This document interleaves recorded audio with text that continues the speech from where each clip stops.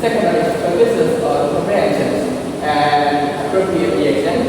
And the third one is can be used for assessing listening, speaking, and response time. And for the example of this communication is teacher gives a comment and the student must respond correctly. For example, the teacher will give a comment stand up and then the student will be stand up. And the second one is the stimulate for conversation where students must react appropriately.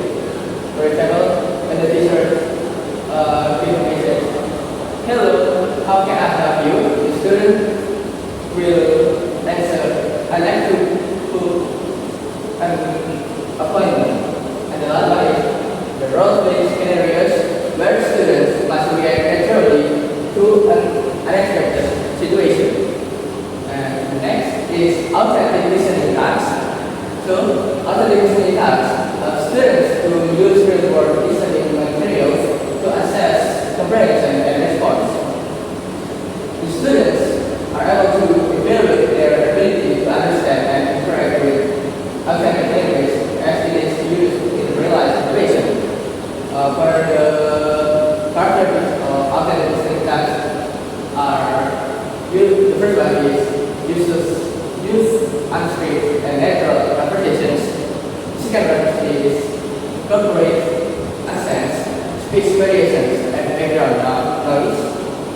And the third one is emphasis on meaningful interpretation rather than just word recognition. And for the example, the here, the first one is listening to a real code conversation and answering comprehension questions. The second one is watching a short newspaper and summarizing key points. And the last one is listening to a public announcement, for example, at an airport or train station, and responding accordingly.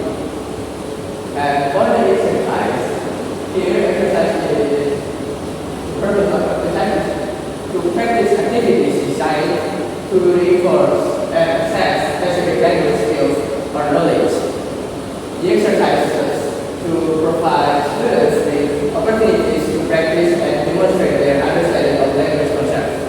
For example, is the first exercise is listening to tests that the students must be filling in missing words while listening.